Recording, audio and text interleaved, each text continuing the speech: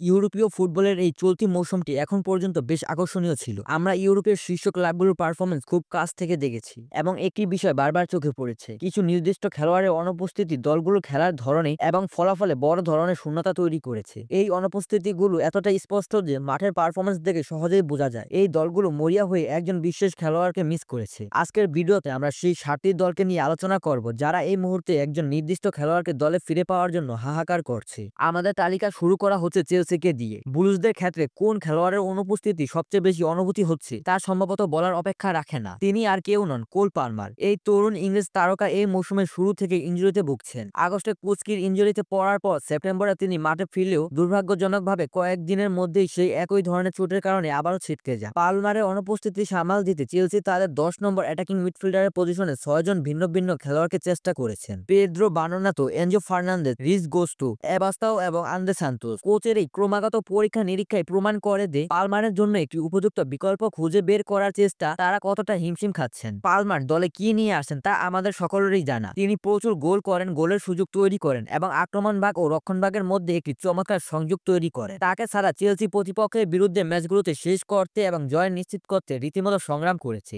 যার ফলস্বরূপ তারা এখনো টেবিলের মাঝামাঝি অবস্থানে রয়েছে। ব্লুজ সমর্থকরা নিশ্চয়ই আশা করেন যে তাদের এই মূল তারকা যত দ্রুত সম্ভব ফিরবেন, যাতে তারা লিগ টেবিলে নিজেদের প্রত্যাশিত স্থানে ফিরে যেতে পারে। এবার ব্লুজদের থেকে আসা যাক রেডদের প্রসঙ্গে। লিভারপুল, অনেকের কাছে এই নামটা অপ্রত্যাশিত মনে হতে পারে, কিন্তু আমরা মনে করি তারা কাউইমিন কেলনেহারকে মিস করেছে। হ্যাঁ, তারা অ্যালিসন বেকারকে মিস করছে, তবে গত মৌসুমে কেলনেহার থাকায় অ্যালিসনের ইনজুরি খুব এতটা গুরুতর সমস্যা ছিল না, কারণ এই আইরিশম্যান যখনই সুযোগ পেয়েছেন তখনই দুর্দান্ত পারফর্ম করেছেন। অ্যালিসনের ইনজুরি লিভারপুলের জন্য নতুন কোনো খবর নয়, তাই এটা স্পষ্ট ছিল যে দ্বিতীয় গোলরক্ষককে এই মৌসুমে বেশ কিছু ম্যাচে খেলতে হবে। কিন্তু এখন পর্যন্ত কেলনেহারের জায়গায় আসা মার্ডাসিলিকে সেই কাজের জন্য প্রস্তুত মনে হচ্ছে না। বল পায়ে তিনি পেছন থেকে খেলা তৈরি করতে লড়াই করছেন, যা লিভারপুলের খেলার কৌশলকে বড় বাধা সৃষ্টি করছে। এটি দলের বিল্ড আপকে ক্ষতিগ্রস্ত করছে, প্রতিপক্ষকে ভেঙে দেওয়ার কঠিন করে তুলেছে এবং কাউন্টার অ্যাটাকের মুখে তাদের আরো বেশি ঝুঁকিপূর্ণ করে তুলেছে। এছাড়াও তিনি ম্যাচ জেতানো বা পয়েন্ট বাঁচানোর মতো অবিশ্বাস্য সেভগুলো করতে পারছেন না। আমরা নিশ্চিত যে কেল হেনো যদিও এখন আনফিল্ডে থাকতেন, তবে লিভারপুল এই মৌসুমে যে কয়েকটি পেনাল্টি হজম করেছে তার মধ্যে অন্তত একটি হলেও তিনি সেভ করতেন, কারণ এমন সেভ করাই তার অভ্যাস। তাই লিভারপুল তাকে খুব বেশি মিস করছে বলেই ধরে নেওয়া যায়।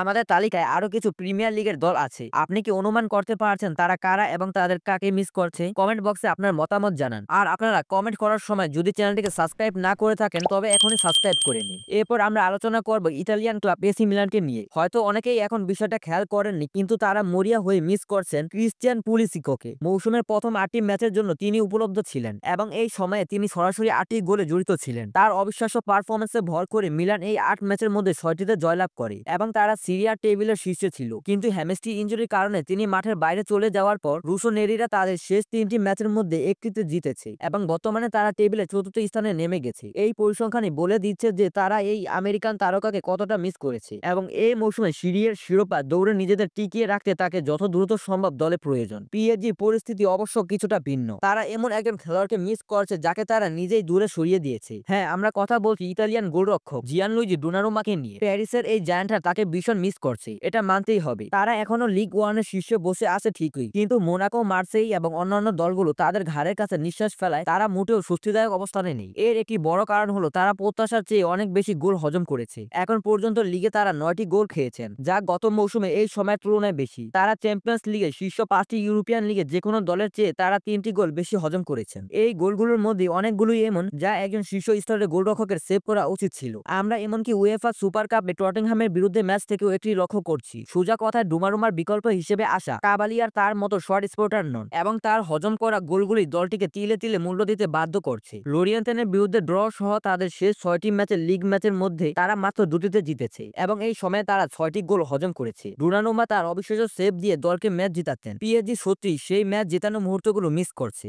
আমাদের তালিকার প্রিমিয়ার লিগের আরেকটি ক্লাব হলো উলভার্স। তাদের ক্ষেত্রেও মিস করা খেলোয়াড়টার নাম সবচেয়ে স্পষ্ট। তিনি হলেন ম্যাথিউস কুনহা। যদি গত মৌসুমে কুনহা দলকে টেনে না তুলতেন তাহলে তারা হয়তো রেগুলেটেড হয়ে যেত। গত মৌসুমে তার 21টি প্রিমিয়ার লিগ গোল জড়িত পারফরম্যান্স ছিল, যা লিগে উলফসবর্গের মোট গোলের প্রায় 39%। সবচেয়ে গুরুত্বপূর্ণ বিষয় হলো তিনি তার প্রত্যাশা গোলের চেয়ে অনেক বেশি পারফর্ম করেছেন, যার অর্থ তিনি কার্যত শূন্য থেকে গোলের সুযোগ তৈরি করতে পারেন। আর এভাবেই তিনি উলফসবর্গকে নিরাপদ স্থানে টেনে এনেছিলেন। যে খেলোয়াড় দলের প্রায় 40% গোলের সাথে জড়িত ছিল তাকে যদি আপনি বিক্রি করে দেন এবং তার উপযুক্ত কোনো বিকল্প দলে না আনেন তাহলে তাদের পারফরম্যান্সের অবনতি হওয়াই স্বাভাবিক। প্রিমিয়ার লিগের 9টি ম্যাচের শেষে উলফসবর্গ এখন পর্যন্ত মাত্র 7টি গোল করেছেন এবং একটিও ম্যাচ জিতে পারেননি। যদি না কোনো অলৌকিক ঘটনা ঘটে তবে এই মৌসুমে তারা অবনমিত হতে চলেছে এবং এর একটি বড় কারণ হলো তাদেরকে রক্ষা করার জন্য কুনহা নেই। এবার আসা যাক স্প্যানিশ জায়ান্ট বার্সেলোনার প্রসঙ্গে। এটা কি স্পষ্ট নয় যে তারা রাফিনহাকে মিস করছে? এই ব্রাজিলিয়ান তারকা বার্সেলোনার আক্রমণের হৃদয়স্পন্দন বলা যেতে পারে। তিনি তাদের সেরা ফিনিশার, সবচেয়ে কার্যকর প্রেসার, সবচেয়ে নির্ভরযোগ্য আক্রমণকারী এবং সবচেয়ে কঠোর পরিশ্রমী খেলোয়াড়। যখন তিনি বাইরে থাকেন কোচ ফ্লিকের হাই প্রেস সিস্টেম ঠিকমতো কাজ করে না, যে কারণে বার্সেলোনার সম্প্রতি হোঁচট খেতে হচ্ছে। ফ্লিকের হাই অকটেন ফুটবল কার্যকর হওয়ার জন্য এমন একজন খেলোয়াড় দরকার যিনি সারাক্ষণ ক্লান্তিহীন দৌড়ে চালিয়ে যাবেন এবং বার্সেলোনার দলে রাফিনহা একমাত্র সেই কাজটি করেন। গত মৌসুমে তিনি দলের সবচেয়ে ফলপ্রসূ খেলোয়াড় ছিলেন। এই মৌসুমে রাফিনহা যে ম্যাচগুলো খেলেছেন বার্সেলোনা তার একটিও হারেনি, কিন্তু তার ইনজুরির পর থেকে তারা 6টি ম্যাচের মধ্যে 3টিতে হেরেছে। রাফিনহার ইনজুরি থেকে ফেরা হয়তো বার্সেলোনার সব সমস্যা তাৎক্ষণিক সমাধান দেবে না, তবে এটা নিশ্চিত যে তাদের বড়সড় আত্মবিশ্বাস যোগাবে। সবশেষে আমরা কথা বলবো ম্যানচেস্টার সিটিকে নিয়ে। তারা অবশ্যই কেভিন ডি ব্রুইনাকে মিস করছে, হয়তো গত মৌসুমে সেই ভার্সনটিকে নয়, তবে তারা অবশ্যই প্রাইম ডি ব্রুইনাকে মিস করছে। তিনি দলের সবার জন্য গোলের সুযোগ তৈরি করতে পারতেন এবং নিজেও গোল করতে পারতেন। এই মৌসুমে সিটি সেই অভাব অনুভব করছে। আর্লিং হাল্যান্ড যদিও গোল করতে পারে, তবে পুরো দল যেন দিশাহারা হয়ে যায়। এই মৌসুমে প্রিমিয়ার লিগে ম্যান সিটি যত গোল করেছেন তার 70%-এর বেশি গোলে স্ট্রাইকিং ভাইকিং সরাসরি জড়িত। এই হাল্যান্ড নির্ভরতা টেকসই নয়। যদি কোনো দল হাল্যান্ডকে মার্ক করে খেলা থেকে সরিয়ে নিতে পারে তবে তারা সহজে পয়েন্ট নিয়ে চলে যেতে পারবে। প্রাইম ডি ব্রুইনা থাকলে এই সমস্যা হতো না। হাল্যান্ডের মার্ক করা হলেও ডি ব্রুইনাকে সহজে ফোর্ডেন, ব্রুকু, বার্নার্ডো বা সিলভার জন্য সুযোগ তৈরি করতে পারতেন বা প্রয়োজনে তিনি নিজেও গোল করতে পারতেন। এখন তিনি বাইরে। সিটি চাইছে কেউ একজন এগিয়ে আসুক এবং তার কাজটি করুক। সেই ব্যক্তি কি ফিল ফোর্ডেন হবেন, নাকি তুর্কি মারমুশ, না রিন্ডারোস? আপনার প্রিয় ক্লাবটি বর্তমানে কোন খেলোয়াড়কে সবচেয়ে বেশি মিস করছে তা কমেন্টে অবশ্যই জানিয়ে দিন। আপনি যদি এই ভিডিওটি উপভোগ করে থাকেন তবে একটি লাইক দিন এবং চ্যানেলটিকে সাবস্ক্রাইব করুন। নতুন কোনো কন্টেন্ট মিস না করার জন্য বেল নোটিফিকেশন চালু করে রাখুন। পরের ভিডিওতে দেখা হচ্ছে, ততক্ষণ পর্যন্ত বিদায়।